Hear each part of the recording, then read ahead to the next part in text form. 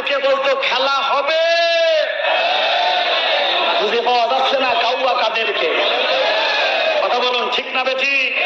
আমরা করে মামু আসো, তোমার সাথে আমরা খেলতে চাই, আমাদের বাচ্চাদের সাথে খেলো, তোমার কত সাহস, তুমি সেখানে থাকে একটু বলো বাবা খেলতে চাই, তোর এক কান পা পর্যন্ত থাকবে না। সুতরাং যারা খেলা করতে চেয়েছিল সব কোথায়? মাটির নিচে। কোথায়? সব মাটির নিচে চলে গিয়েছে। কথা বলুন ঠিক না বেঠি? প্রিয় বন্ধুরা, এই জন্য জীবনে বেঁচে থাকতে কাউকে বড় কথা বলা যাবে বলেন? যাবে না। আপনারা এখন ভালো আছেন, আমি আপনাদের আহ্বান করবো, লেটেস্ট একটা খবর শোনেন। আমার বাড়ির পাশে একজন হিন্দু মহিলা আছে, আমার বাড়ির পাশে একজন হিন্দু মহিলা আছে, সেই মহিলার ছেলেকে দোকানপাট ভাঙা হয়েছে। তো আমি জিজ্ঞাসা করলাম যে চাচি, আমি জিজ্ঞাসা করলাম দিদি এই কাজ কারা করতে পারে? এই সমাজের কিছু খারাপ চুক্তির ব্যক্তি। তো সেই হিন্দু মহিলা আমাকে বলছে জামাত ইসলামের ছেলেপিলি এই কাজ করতে পারে না। আমার দিদি গতকালকে আমি গত পরশু চকলেট দিচ্ছি আমি মালয়েশিয়াতে আসার পরে, আমি যখন দিদি গেলাম তিনি আমাকে বললো যে আগামী নির্বাচন যদি হয়, আমি একজন হিন্দু মহিলা বলছি, বাবা তোমাকে সাক্ষী রেখে বলছি, তার 5টা সন্তান, মহিলা আমাকে এতটুকু বললো আগামী নির্বাচনে হয় আমি জামাত ইসলামী দাড়ি পাল্লায় ভোট দেবো। তাই বোঝাই যাচ্ছে হিন্দুরা পর্যন্ত জামাত ইসলামকে ভালোবাসে, কারণ তারা জানে জামাত ইসলামের কর্মী দ্বারা এই বাংলাদেশে কোনো মারামারি হতে পারে না। তারা জানে বাংলাদেশে জামাত ইসলামী অর্থাৎ জামাত ইসলামের কর্মীরা ওই আপনার মন্ডলে আগুন ধরায় না, পুরো মন্ডল তারাই পাহারা দিতে পারে। সুতরাং উপস্থিত আপনাদেরকে লক্ষ্য করে বলতে চাই, আপনার দ্বারা আপনার ভাই কষ্ট পাক, এটা কি চান? যদি বলেন চান না, আমার বন্ধুরা তাহলে লক্ষ্য করুন। এরপরে আল্লাহ রাব্বুল আলামিন এই কোরআনুল কারীমের ভিতরে ঘোষণা করছেন, বান্দা শুনে রাখো, সেই ফিরআউন ছিল প্রভাবশালী, সেই ফিরআউন ছিল সবচেয়ে ক্ষমতাধর।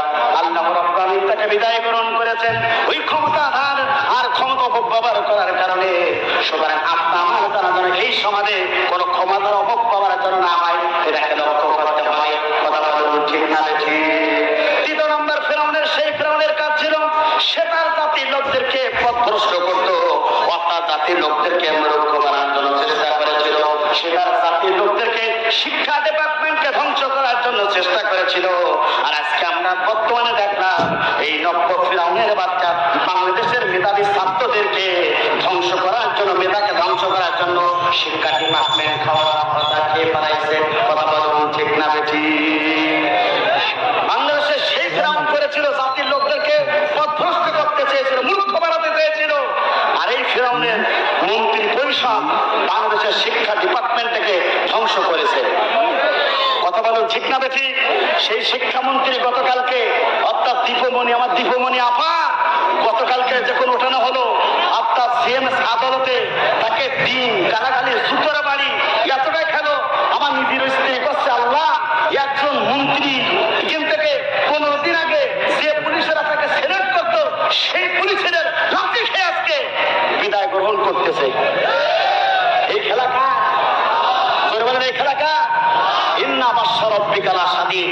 আল্লাহ পাক ধরলে দুনিয়ার কেউ রাখতে পারে? আবার দেখলাম তিনি অর্থাৎ অধ্যক্ষদেরকে 50 লাখ টাকা আর যারা ভিসিদেরকে 2 কোটি টাকার পদ বিক্রি করত। কথা বলুন ঠিক না বেঠি? জোরে বলেন। অর্থাৎ ভিসিকে তারা 2 কোটি টাকার ভিসির পোস্ট বিক্রি করতো এই দীপমণি, আর 50 লক্ষ টাকা অধ্যক্ষদের পদ আপনার পোস্ট বিক্রি করে চলতো দীপমণি।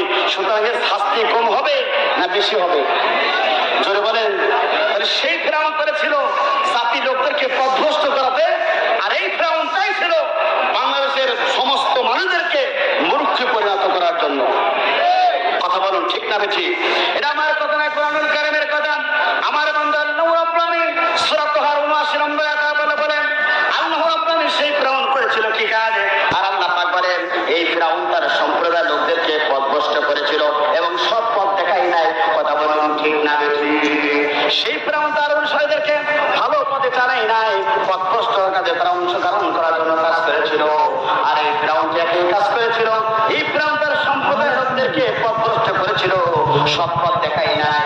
সৎপথ দেখানোর জন্য কোরআনের তাফসীর মাহফিল, সেই মাহফিলগুলোকে বন্ধ করে দেওয়া হয়েছিল। কথা বলুন ঠিক না বেশি?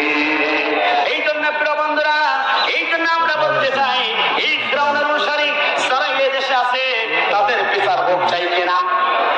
জোরে বলেন চাই কিনা? এই জন্য আপনার আমল দত্ত মানালো অন্তর্বর্তী সরকার, অন্তর্বর্তীকালীন সরকারের প্রধানের কাছে, রাইটের কাছে যারা দুর্নীতি করেছে, যারা বাংলাদেশকে ধ্বংস করার জন্য এই ফিরআউনের অনুসারী দাঁড়াই আছে, তাদেরকে অনতিবিলম্বে গ্রেফতার করে দৃষ্টান্তমূলক শাস্তি এই বাংলার মুসলমান দেখতে চায়। কথা বলুন ঠিক না বেশি?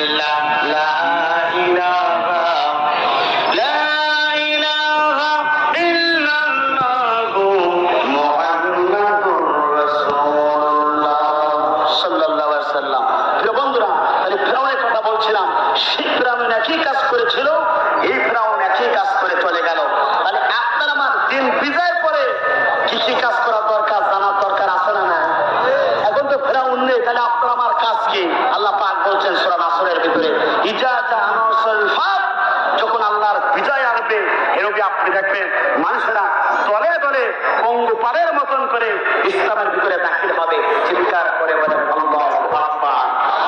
আজকে দলে দলে সবাই